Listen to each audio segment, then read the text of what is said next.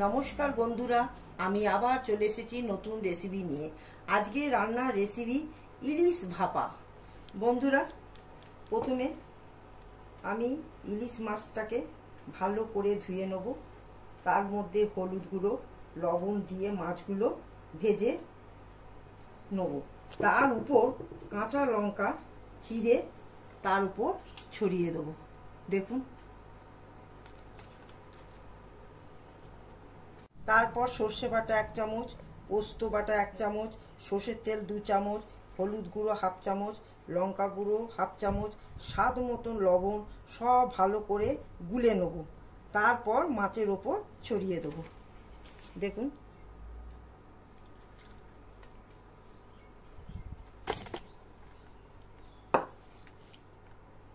বন্ধুরা, জল ফুটছে, এর ওপর মাছটা ডিশের ওপর বসিয়ে দিলাম।